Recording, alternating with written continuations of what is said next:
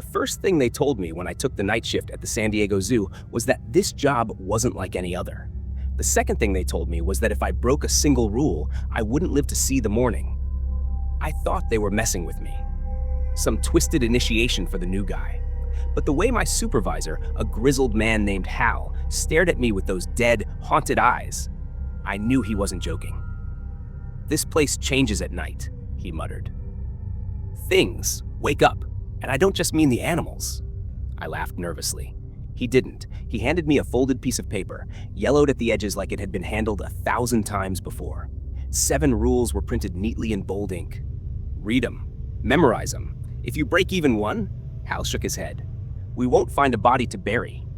My stomach twisted as I unfolded the paper and read the rules. Rule number 1. Never enter the reptile house after midnight. If you hear hissing outside of it, do not investigate. Walk away. That made no sense. The reptile house was locked at night. The enclosures were sealed. There was no reason I'd ever need to go in there. And what did they mean by hissing outside of it? Snakes weren't just roaming the zoo, were they? Rule number 2. If you hear the carousel music playing after 2 a.m., do not look at it. Do not acknowledge it. Do not go near it. That sent a shiver through me. The zoo had an old carousel, sure, but it was always turned off at night. I swallowed hard and kept reading. Rule number 3. If you see a man in a zookeeper's uniform standing near the lion exhibit, do not speak to him. He is not one of us. My breath hitched. What the hell did that mean? Who else would be here at night, dressed as a zookeeper? Rule number 4. The gorilla exhibit must be checked at exactly 3 a.m. If you see more than one gorilla inside, lock the door and leave immediately. Do not run. Do not look back. I knew for a fact the zoo only had one gorilla, an old silverback named Kumba. So why the hell would I ever see more than one? My fingers trembled as I turned the page. Rule number 5. If the flamingos are silent, hide. Do not come out until they start making noise again. I frowned. Flamingos weren't silent creatures. They were noisy, always chattering and honking. The thought of them suddenly going dead quiet, it made my skin crawl. Rule number 6. If the security cameras go to static, do not attempt to fix them. Something is watching. I didn't like the wording of that. Something, not someone. My pulse quickened. Rule number 7. If you see a child alone in the zoo past 4 a.m., do not approach. Do not speak. Do not let them see you leave. I stared at the last rule for a long time. A child? In the zoo? At 4 in the morning? That was impossible. The gates were locked. No one could sneak in. Right? I looked up at Hal, expecting him to crack a grin, to tell me this was all some sick joke, but his face was stone cold. "You follow these rules?" he said, "or you don't make it to sunrise." A part of me wanted to throw the paper back in his face and quit right there. But rent was due, and I needed this job. "Okay," I muttered, "I'll follow them." "Good," Hal said, "because if you don't..." He trailed off, his eyes shifting toward the darkened pathways of the zoo. "You won't be the first to disappear." With that, he turned and walked off, leaving me alone in the dimly lit security office. I exhaled slowly and looked at the clock. 11:57 p.m. My shift was just beginning, and I had no idea what kind of nightmare I'd just walked into. 12:03 a.m. The zoo was silent. Too silent. I sat in the security office, gripping the edge of the desk, my eyes locked on the monitors. The flickering screens showed empty pathways, darkened enclosures, and unmoving shadows stretching beneath the dim overhead lamps. The whole place felt dead. But that wasn't the word my gut was screaming. It wasn't dead. It was waiting. The rules sat in front of me, the paper slightly crumpled from how tightly I had clenched it. My eyes kept drifting back to the first one. Never enter the reptile house after midnight. If you hear hissing outside of it, do not investigate. Walk away. A low static hum filled the security office, the kind of sound that made your ears feel clogged, like the air was pressing in too close. Then beneath it, something else. A whisper of movement, a slow, dragging noise across the pavement outside. I leaned closer to the monitor showing the path near the reptile house. The cameras weren't great, grainy, black and white footage, but I saw it. Something shifting along the ground, a long, dark shape slithering just beyond the edge of the frame. My mouth went dry. It wasn't moving like a normal snake. Too large. Too unnatural. The way it coiled, its body shifting in odd, jerky twitches, like it was glitching through reality itself. The lights near the reptile house flickered. The screen fuzzed with static for half a second, and when it cleared, the thing was gone. I swallowed hard. I didn't hear hissing. That meant I didn't have to deal with it. I wasn't investigating anything. I was walking away. Forcing my hands to unclench, I turned to check the next rule. If you hear the carousel music playing after 2 a.m., do not look at it. Do not acknowledge it. Do not go near it. I exhaled. I still had time before that became a problem, but the thought of it, a carousel playing by itself in the dead of night, made my skin crawl. A sharp knock on the security office door made me jolt. 3 raps, slow, deliberate. I turned toward the door, pulse thudding in my ears. The security office had no windows, just the door and the monitor screens. I hadn't seen anyone outside. Another knock, then a voice. "Hey, you the new guy?" My throat tightened. The voice was calm, normal, just another worker, maybe. But something about it felt off, a fraction too slow. The way the words stretched a little too long, like someone was mimicking human speech, but not quite getting it right. I stayed frozen in my chair. The knock came again, harder this time. "You in there?" I reached for the radio strapped to my belt. Clicked the button. "Hal?" My voice was barely above a whisper. "Is there someone else on shift with me?" A long pause. Static crackled. Then Hal's voice, low and firm. "Do not open that door." Cold terror shot through me. The knocking stopped. My breath was shallow, chest rising and falling too fast. The silence stretched. Then the doorknob rattled. I jerked back, slamming into the desk. The thing outside tested the handle, pressing against the door just enough to make it creak. A slow, careful push, like it was waiting to see if I'd be stupid enough to open it. A sharp, metallic clink sounded as it dragged something along the door's surface. Then, just as suddenly as it had started, it stopped. I stayed frozen, heart hammering against my ribs. 30 seconds passed. A minute. I forced myself to breathe. The monitor screens flickered again. My stomach lurched as one of the cameras switched to static. Rule 6. If the security cameras go to static, do not attempt to fix them. Something is watching. My hands gripped the arms of the chair, knuckles white. I watched as the static pulsed, twisting and swirling like something was moving inside it. Then, for half a second, a frame flashed through. A figure, standing in the middle of the zoo's main pathway. It was wearing a zookeeper's uniform. My lungs refused to work. Rule 3. If you see a man in a zookeeper's uniform standing near the lion exhibit, do not speak to him. He is not one of us. But he wasn't near the lions. He was closer, right at the edge of the food court, just a few hundred feet from the security office. The screen flickered. The figure was gone. A deep, crushing silence filled the room. Then, from somewhere outside, the distant, mechanical jingle of carousel music began to play. I didn't check the time. I didn't need to. I knew it was 2 a.m. The carousel music drifted through the empty zoo, hollow and wrong, the warped notes echoing down the pathways like a call from something that wasn't supposed to be there. The old ride was deep in the heart of the park, far from the security office, but the sound felt closer. Too close. I kept my eyes locked on the monitors, refusing to look toward the camera feeds near the carousel. The rule was clear. Do not look at it. Do not acknowledge it. Do not go near it. The music played on, tinny and strained, like a song from a broken music box winding down. The air in the security office felt thick, heavy with something unseen pressing against the walls. I gritted my teeth, trying to steady my breathing. Then the screens flickered again. Not static this time, not a glitch. The camera labeled Carousel Plaza switched on by itself. I clenched my jaw, forcing myself not to look. My vision blurred at the edges as my eyes darted to the clock instead. 2:07 a.m. The music swelled, its melody unraveling into something fractured and slow. Then, on the monitor's reflection against the dark screen of another, I saw movement, shapes, figures circling the carousel. My stomach clenched, fingers digging into the arms of my chair. They weren't supposed to be there. No one was. The figures were moving strangely, their limbs stiff and jerky, like marionettes tugged along by invisible strings. Some were riding the carousel animals, their heads lolling, mouths stretched too wide in expressions that weren't smiles. Others stood beside the ride, their bodies twitching in unnatural ways. I squeezed my eyes shut.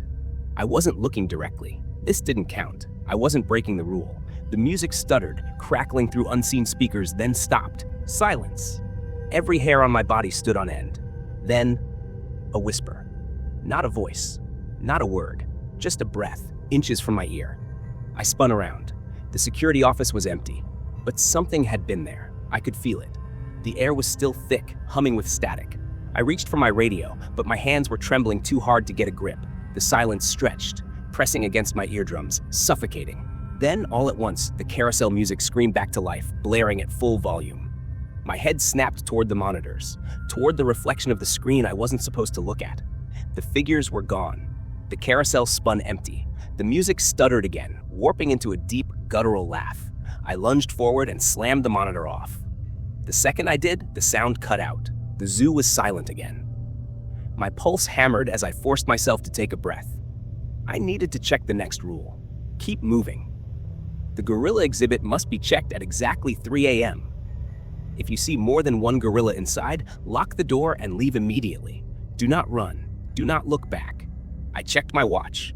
2:48 a.m. 12 minutes. I didn't want to go, but I had to.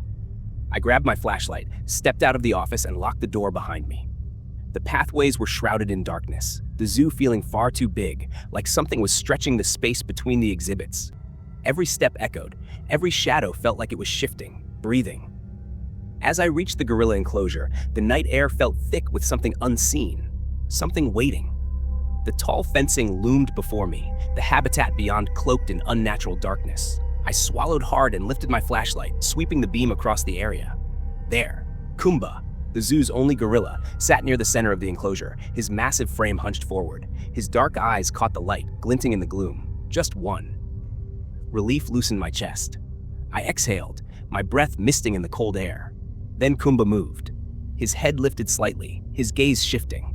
Behind him, something else moved too. A second shape. Another gorilla. I felt my body lock up. There was only one. There was never a second. My grip on the flashlight tightened.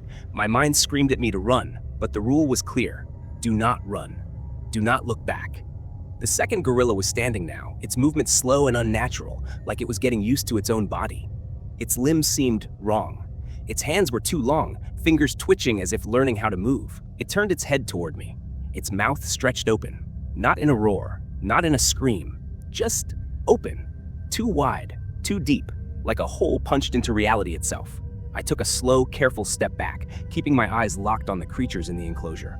Kumba remained frozen, his posture stiff, his chest barely rising and falling as if he was too afraid to breathe. The second figure took a step forward. It was watching me. A low clicking sound filled the air, sharp and unnatural, like bones snapping in reverse. I reached the door of the habitat and moved my shaking fingers to the lock. The thing took another step, then another. It was getting closer.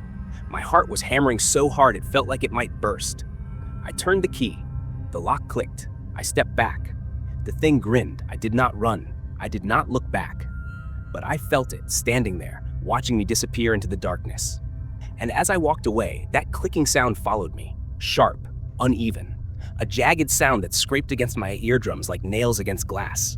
It wasn't footsteps. It wasn't breathing. It was something else. Something wrong. I kept walking, my pace steady, my spine stiff, every instinct screaming at me to run. But I knew better. The rule was clear. Do not run. Do not look back. The air pressed in, thick and heavy, as if the zoo itself was watching. The pathways stretched longer than they should have. The enclosures swallowed in shadows that refused to lift. The streetlights overhead flickered weakly, offering no real safety, only the illusion of it. The clicking stopped. Silence. A silence so deep I could hear the blood pounding in my ears. Then, a breath, right behind me. I gritted my teeth, forcing my legs to keep moving, forcing my eyes to stay locked ahead. The security office was close, just a few more steps, another breath, a whisper of movement. Something was leaning in, watching, waiting. Then, the radio on my belt crackled to life. Do not stop, get inside now. Hal's voice was sharp, urgent. I didn't hesitate. I stepped through the threshold of the security office and slammed the door shut. A second later, something thumped against the other side. Not a knock, not a push, just a slow, deliberate pressure, like something was testing the barrier between us. I staggered back, my breath coming in shallow gasps. The radio crackled again. Are you inside? Hal's voice was lower now, tense. Yeah, I whispered, a pause. Then, good. Don't open that door until I tell you it's safe. I swallowed hard, my hands trembling as I reached for the rule sheet.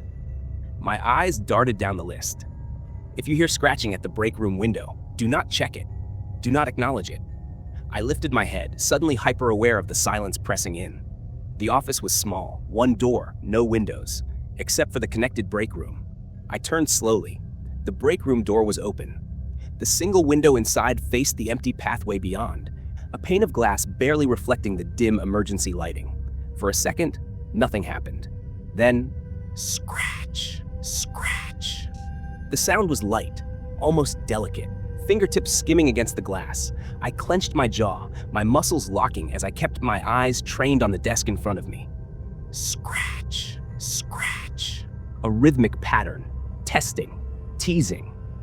I would not look. My breathing slowed, each inhale shaky, each exhale controlled. Then a knock, a single sharp knock against the glass. Something wanted me to look. I squeezed my eyes shut.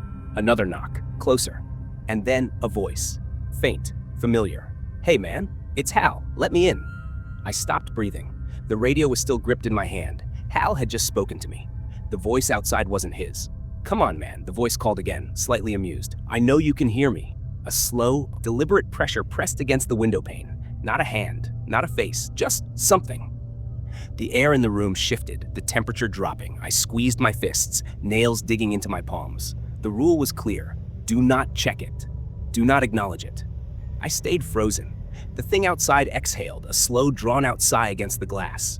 Then finally it stepped away. Silence. I counted the seconds. 5, 10, 20. The radio crackled again. "You still there?" Hal's voice. The real Hal. I let out a shaky breath. "Yeah." "Good. You need to get to the aviary." My stomach dropped. If the birds are silent, leave immediately. If one is missing, do not search for it. Do not stay inside. I checked the clock. 3:46 a.m. I didn't want to go, but I had to. I forced my legs to move, stepping out of the office and into the night once more. The pathways seemed darker now, the zoo's atmosphere thick with something unseen. The wind had died down completely. No rustling leaves, no distant animal calls. Just silence. By the time I reached the aviary, my nerves were stretched to their limit. I stepped inside. The air smelled of feathers and damp wood, the artificial habitat dimly lit by a few overhead bulbs. I listened, heart pounding. Silence. Not a single flutter, not a single chirp. A lump formed in my throat. I turned, ready to leave, when a single sound, a soft, feeble chirp. My pulse stopped. One bird, only one. I swallowed hard, forcing my body to stay still. I didn't need to check the cages. I didn't need to know which one was missing. I needed to leave. Slowly, I backed away. One step, two, something shifted in the shadows. A shape, tall, thin, unmoving, watching. My breath hitched, but I kept walking. It didn't follow. It didn't move. But it was waiting. The second I stepped outside, the sound of wings exploded behind me. 100 birds, shrieking at once. I didn't look back. I just kept walking, my skin crawling, my mind screaming with one realization. One of them had been missing. And now, something else had taken its place. The sound of wings still rang in my ears as I walked away from the aviary, the shrieks echoing through the empty zoo like a warning. The night felt heavier now, the air pressing down on me, thick with something wrong. Every shadow stretched too far, every pathway seemed to twist, leading me deeper into something I didn't understand. I kept moving, forcing my legs forward even as my instincts begged me to stop. The silence after the birds' screams was worse, too sudden, too deliberate, like the zoo itself was holding its breath. The radio on my belt crackled again. "Whatever you do, don't go near the reptile house." Hal's voice was low, strained. I froze mid-step, my breath catching. The reptile house was just ahead, its darkened entrance yawning open like a mouth waiting to swallow me whole. "Hal," I whispered, my grip tightening on the radio. "What's in there?" "Static." "Then just stay away." The radio cut out. I stood there, heart hammering, my pulse a steady roar in my ears. The rule was clear. If the lights in the reptile house are off, do not enter. Do not look inside. The lights were off, but something inside was moving. I heard it, a slow, deliberate shuffle against the tile floor, like something dragging itself forward. Not slithering, not crawling, something heavier, something wrong. I took a step back. The sound stopped. The darkness inside the reptile house felt deeper than it should have, swallowing every bit of the faint moonlight. I couldn't see anything past the threshold, but I felt something standing just inside, just out of sight, watching, waiting. The air around me turned cold, my breath misting in the open night air. Then, a whisper. Not words, not a voice, just a breath, slipping from the darkness. Too close, too real. A shape moved. I turned and walked, fast, not running, not looking back. The reptile house sighed behind me, a long, slow exhale, like something had just missed its chance to reach out and pull me in. I didn't stop until I was halfway across the zoo, my skin crawling, my body rigid with the effort of holding myself together. I checked my watch. 4:30 a.m. I had to keep moving. The next rule: if you see a zookeeper you don't recognize, do not speak to them. Do not let them speak to you. A shiver ran down my spine. I didn't want to see anyone. Not now. Not after everything else. I turned down the path leading toward the elephant enclosure, keeping my eyes ahead, my breathing shallow. The zoo felt wrong, bigger than it should be. The pathway stretched farther, the exhibits too quiet. Then I saw him, a zookeeper, standing alone beneath a flickering street lamp just ahead. I stopped walking. His back was to me, his posture stiff, his uniform neat and clean, but something was off. His arms hung too straight at his sides, his fingers motionless. His head was tilted slightly like he was listening. He didn't move, didn't turn, didn't breathe. I clenched my fists, my nails digging into my palms. Do not speak to them. Do not let them speak to you. I took a slow step backward. The light above him flickered again. Then he twitched. Not a normal movement, not a flinch. His entire body jerked, like something had pulled invisible strings attached to his limbs. I swallowed hard. Another flicker. The man twitched again. This time, his head snapped halfway toward me, stopping at an unnatural angle. I stopped breathing. His mouth moved, but no sound came out. Then in the dead silence of the zoo, "Hey," a single word. Sharp, too loud. My entire body went cold. I turned and walked, fast. I could feel him watching me, could hear the whisper of his clothes shifting as he took a step closer. "Hey," he said again, his voice closer now. I kept walking, my jaw clenched so tight it hurt. He took another step, then another. His voice was right behind me. "Where are you going?"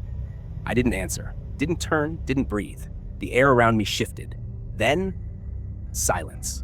I took 5 more steps before I dared to glance back. The zookeeper was gone. The street lamp above where he'd stood flickered once more, then burst, plunging the path into darkness. I didn't stop walking until I saw the glow of the security office ahead. I forced myself inside, shutting the door, locking it, bracing my back against it.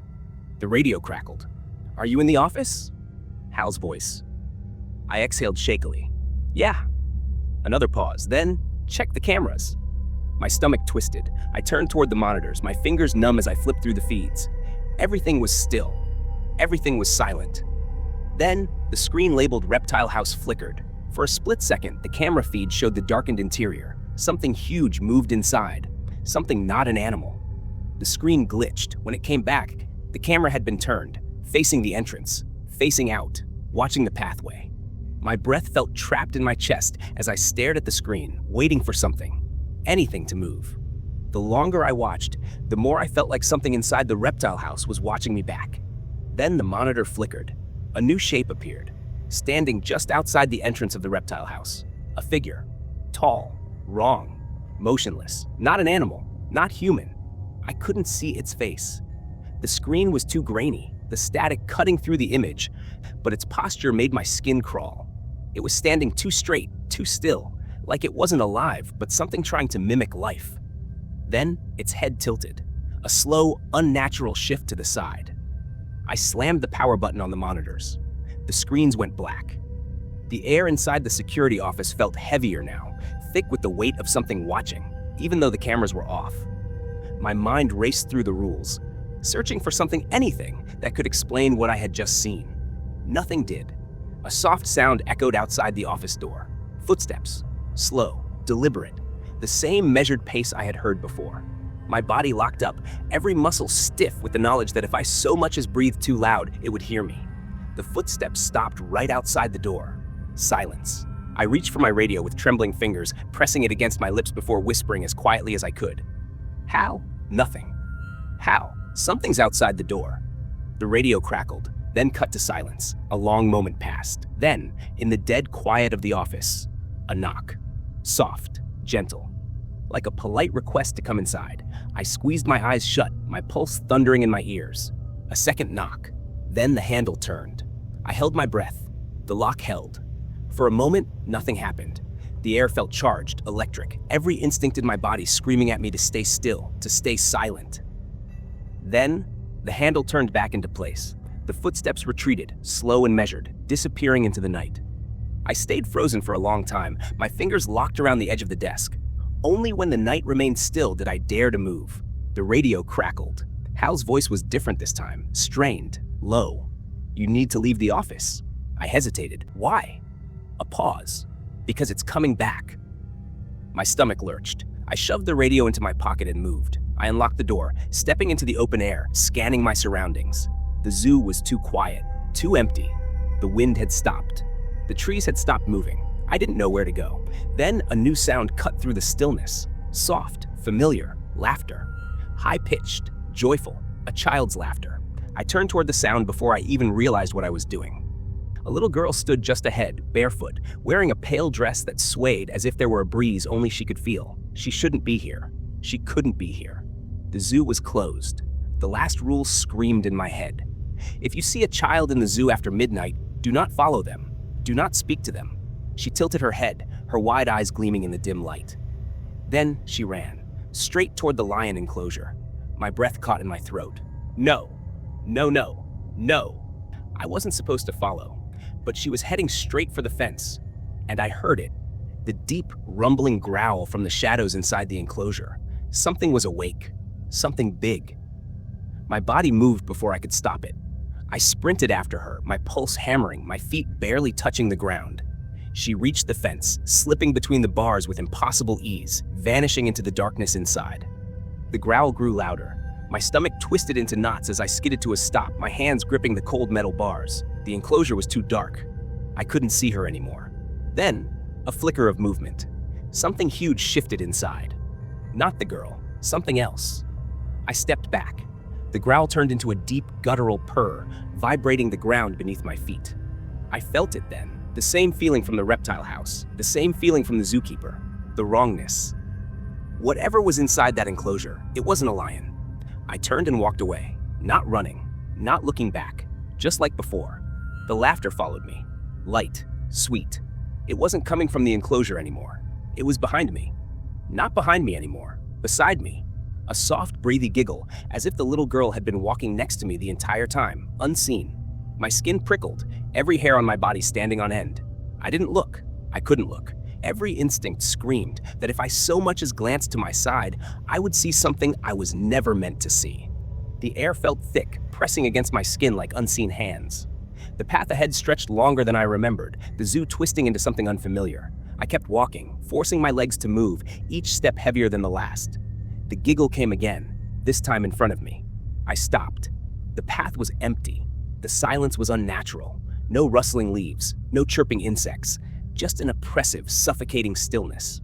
Then the girl's voice, soft, whispering, "You shouldn't be here." My breath hitched. My hands clenched into fists at my sides. I wasn't supposed to speak to her. I wasn't supposed to acknowledge her. But something in the darkness shifted, a flicker of movement in the corner of my vision. I knew. If I turned my head even an inch, I would see her standing inches away, face pale, eyes too dark, smile too wide. The rule repeated in my mind like a warning bell. Do not speak. Do not follow. I kept walking. The laughter turned into a sharp, ear-piercing screech, like a rabbit being strangled, like something starving. The trees around me bent, their shadows stretching unnaturally long, twisting like grasping fingers. The air buzzed with a static hum, vibrating against my skull. My vision blurred at the edges, darkness creeping inward like ink spreading through water. Then, a new sound. Something heavy, dragging. I forced my feet to move faster, my heart hammering against my ribs. The dragging sound followed, something thick and wet scraping against the pavement. It wasn't footsteps, it was something crawling. I reached the staff exit. The metal gate loomed ahead, its frame warped as if it had been melted and reshaped by unseen hands. My fingers wrapped around the handle, slick with sweat. The dragging stopped. Silence. For one horrible moment, I thought maybe, just maybe, it was over. Then, a voice whispered directly into my ear. They're watching. Cold breath brushed against my skin. I yanked the gate open and stumbled outside. The second I crossed the threshold, the air changed. The unnatural heaviness lifted, the buzzing static vanished. The world felt normal again. But I knew better. I turned back. The zoo was dark, its pathways empty. Nothing moved, nothing chased me. But I knew they were still there, watching, waiting, and I had barely made it out alive. I didn't run. I didn't let my breath hitch, didn't look over my shoulder. My legs carried me away from the gate, slow, deliberate steps, as if moving too fast would break some unspoken rule. One I hadn't been told, one I hadn't read.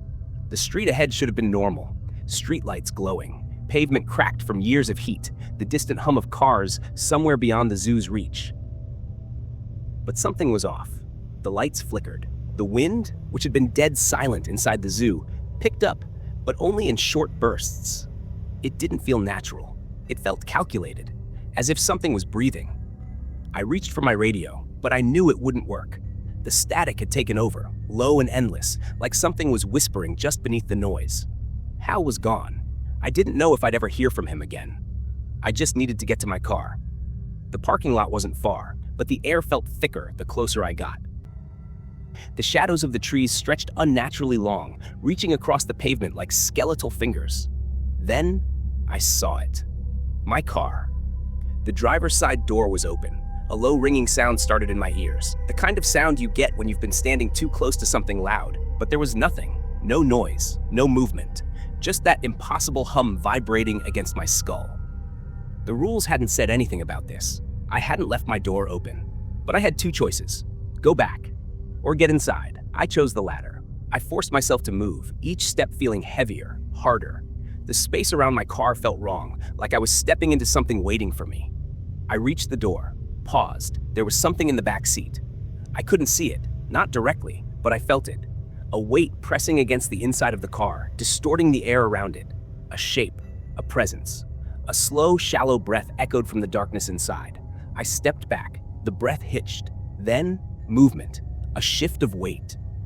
The faintest rustling of fabric. I didn't wait. I turned and walked. Not back to the zoo, not toward the street, just away. The laughter started again. Soft, too close. I didn't look back. The laughter followed me. Light, playful, wrong. It curled around me in the night air, slipping beneath my skin like ice, pressing into my spine with the weight of something unseen. I didn't stop walking, didn't speed up, didn't acknowledge it.